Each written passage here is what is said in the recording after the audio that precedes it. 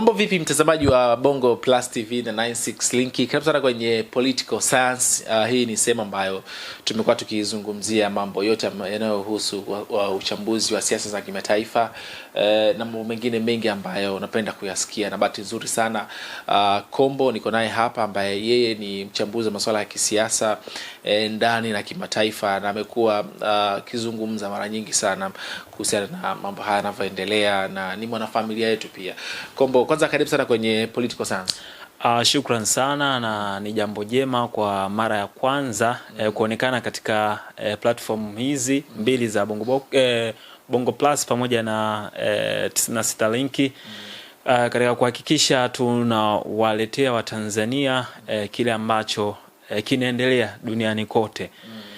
Na tupo tayari katika kuhakikisha kile ambacho tunakijua japo kwa uchache tuwafikishie wenzetu ambao wametingwa kwa namna moja ama nyingine, au wanaweza kukipata kwa lugha ya Kiswahili na wakaelewa pia. Kweli kabisa. Kwanza tuanzie mgogoro wa Irani na Marekani kabla tujaenda kwenye haya mengine pia. Umekuwa ni mgogoro ambao umekuwa na sura tofauti sana. Umekuwa una ups and down. Kuna kipindi unashuka na kuna kipindi unainuka. Pengine hasa unaona wapi mgogoro hasa tokea uanze isho lako?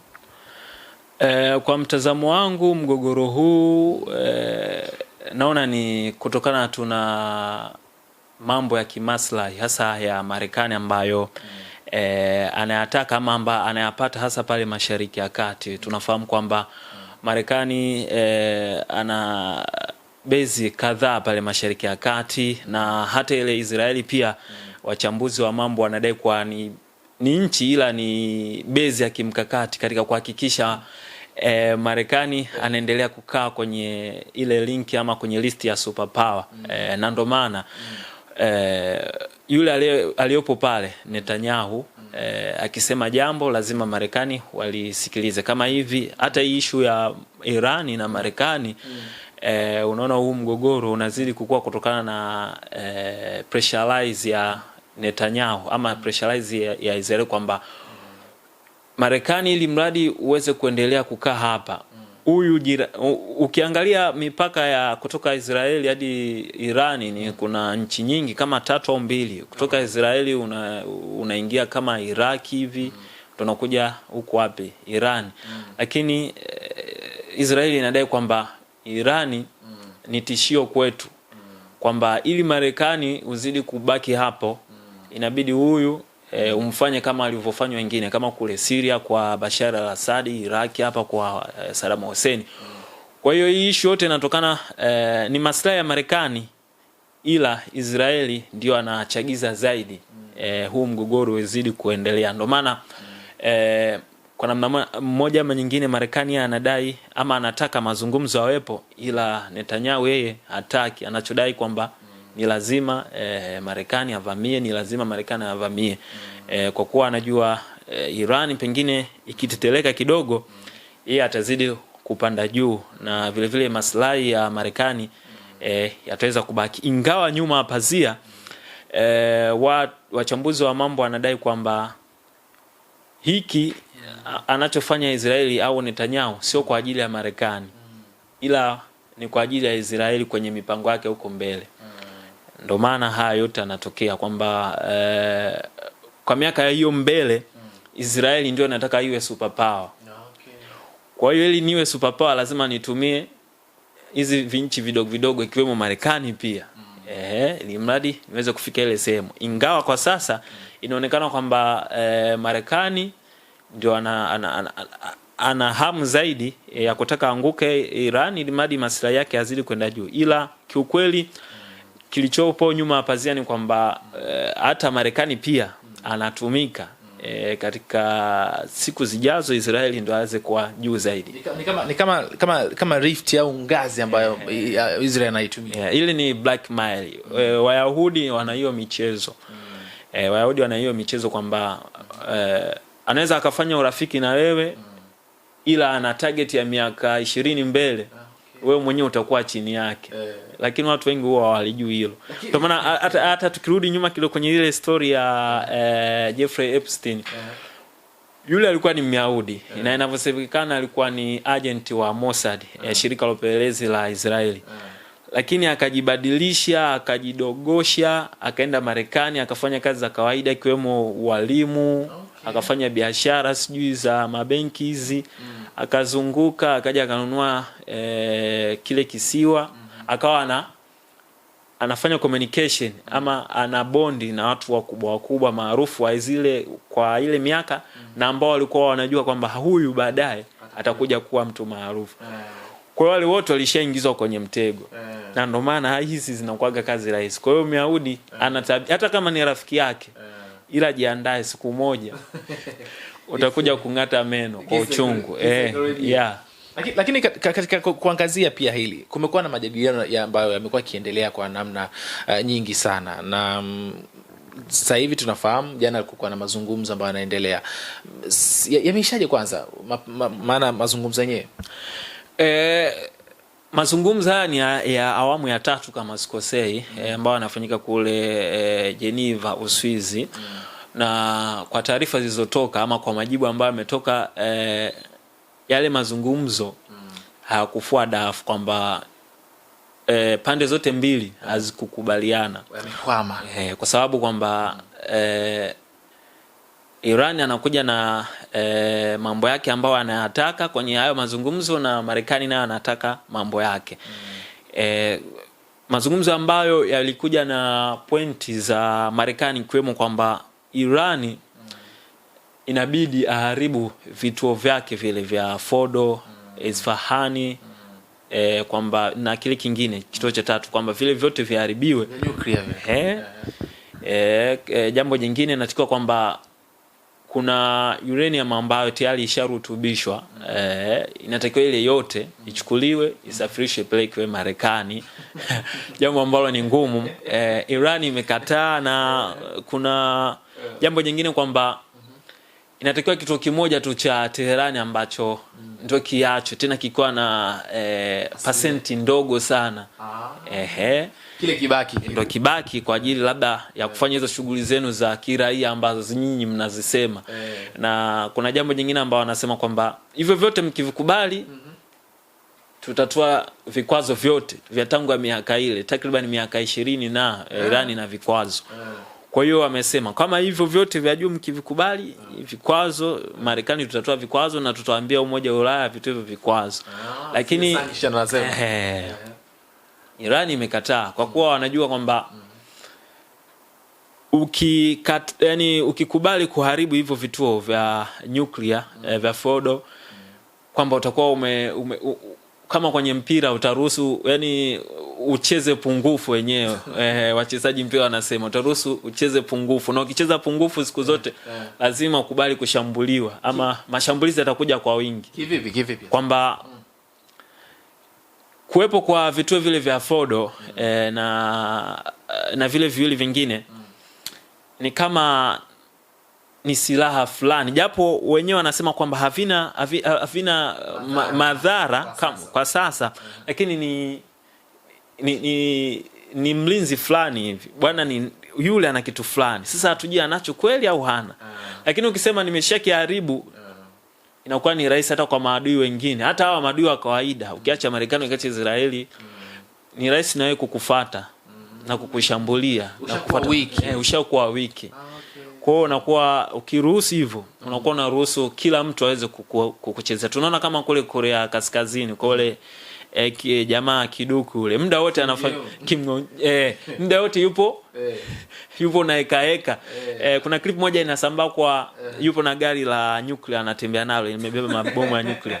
Kwa hata ile inakuwa ni ngumu kwa USA ama Korea Kusini, kwa majirani zake kutaka kumchezea. Lakini ukisema bwana mimi nakubali kuvunja hivyo vituo, nakubali kuchukua uranium ni wakabidhi muondoke nayo, sijui nakubali nifanye nini, yani kwanza hiyo ni danganya toto. Tushaona kwa baadhi ya viongozi waliopita kama pale kwa Saddam Hussein. Marekani yenyewe ndio ilikuwa inamuuzia Saddam Hussein nini silaha. Baadaye wakamwambia bwana una silaha nyingi, inabidi uzipunguze huku kwenye mainstream wakidanganya kwamba huyu ana silaha za maangamizi, ataharibu dunia nzima. Kumbe wao wenyewe ndio walikuwa wanampa silaha. Hasa kwa kipindi kile walipokuwa wanapigana na nani? Na Iran kipindi kile. Misaada yote ilikuwa inatoka Ulaya na Marekani na baadhi ya nchi. Iran alikuwepo yeye peke yake na baadhi ya nchi siji 2 siji 3 ikiwemo Libya. Kwa hiyo washajifunza Iran. Khamenei ameshajifunza kwamba kulikuwepo na fulani hapa, jirani yangu. Walimwambia hivyo kwamba haribu kitu fulani tutakuacha. Ameharibu, mwisho wa siku amebakisha silaha za kawaida. Jamaa hapa wamepiga, mwisho wa siku hadi mtu anajificha kwenye karavati shambani. Sasa unaona, ushaona kwa Gaddafi Libya hivyo. Kwa hiyo utakubaliji bwana, uchukue silaha zako uharibu wakati ubakishe kisu. Ulikuwa na bastola, unaambiwa bwana hebu itupe hii, baki na panga au kisu. Alafu taamaki hapo wanakuja na ndege usiku anakurudia. Hiyo haikubaliki, hata ungekuwa usingekubali vita.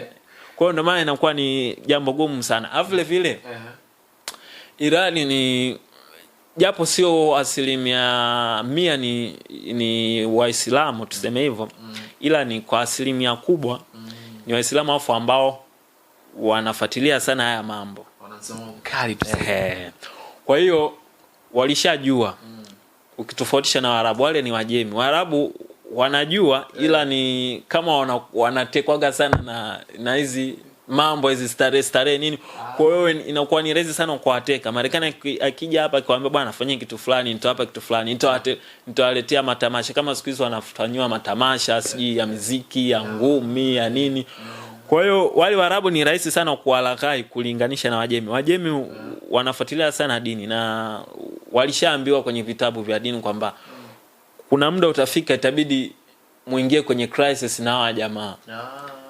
Kwa hizo zote hizo wanajua. Kwa hiyo ndio maana wanazidi kujipanga. Wanajua kwamba vitabu vilishasema. Na hali ya mambo tunaiona.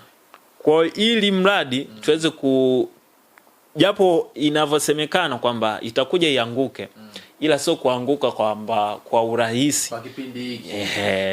Unadhani kila ambacho tunachokiona kwa mfano Saudi Arabia, siku hizi tunaona kuna mipira sana inafanyika, wewe ni shahidi, unaona hizo project zinazoenda zile, tunaona sasa hivi kuna kwa wasanii na Cardi B juzi ameenda kufanya show kule pia. Unadhani ndio hizo project ambazo unazungumzia hapa? Kama nilivyosema, Wayahudi wana akili nyingi sana tena kubwa. Ndio maana wanafanya yale. Ingekuwa kama mfano unavyoona wale wachezaji mpira.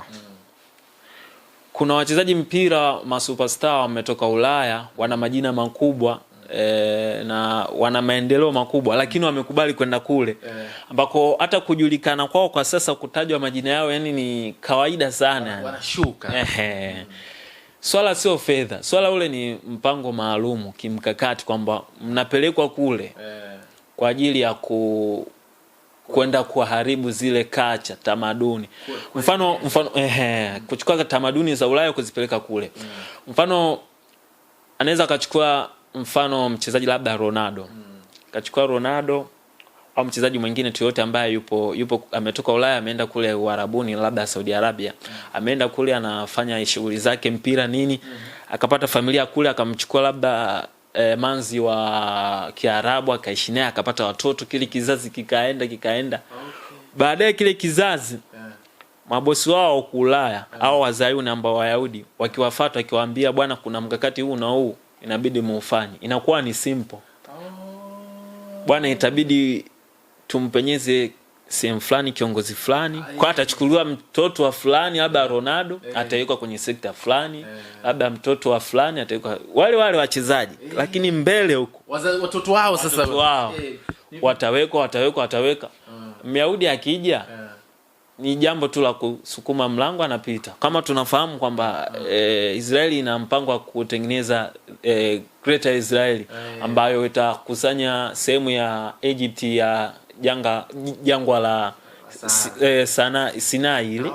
Sinai watachukua pati ya Lebanoni, watachukua pati ya Iraq, watachukua pati hata hii ya Saudia. Watachukua huku kote watapita. Watachukua Jordan nzima.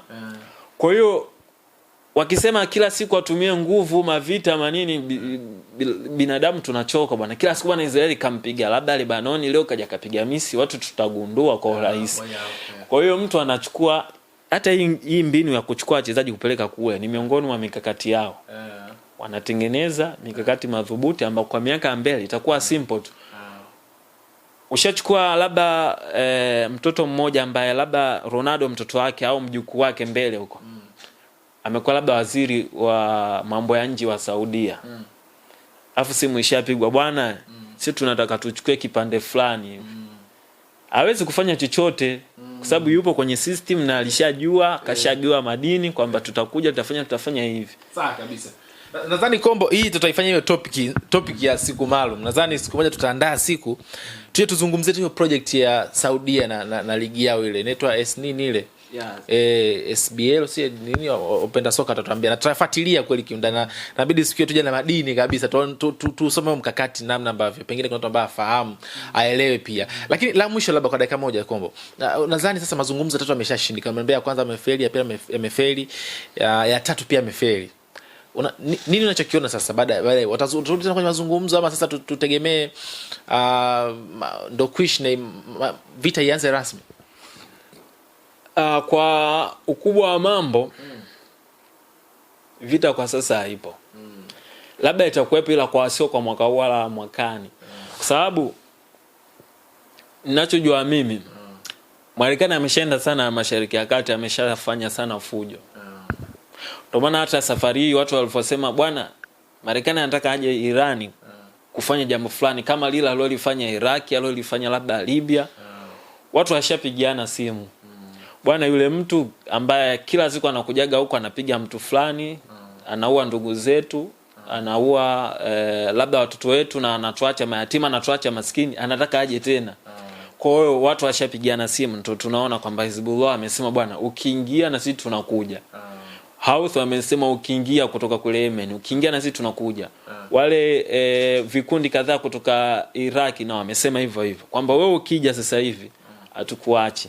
Na hata yeye nani Iran amesema kwamba safari hii tutakufanya ujutie. Kwamba Iran yupo katika sehemu ya kimkakati.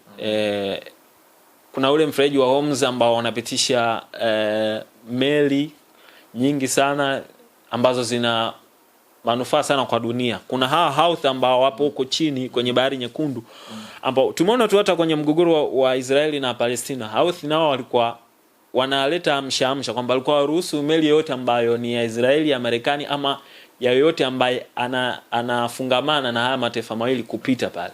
Sasa ikitokea kwamba mshaenda kufanya mashambulizi ya nguvu kule Irani na wao wakisema na sisi tunafanya mashambulizi, kutakuwa na hasara kubwa duniani na watu wote watamtupia lawama USA kwa sababu kule ni mafuta mengi yanatokea kule Mashariki ya Kati anakuja huku, hata huku kutokea Asia Mashariki, huko China, India, meli zote zinapita, lazima upite karibu na Iran, lazima upite karibu na Yemen.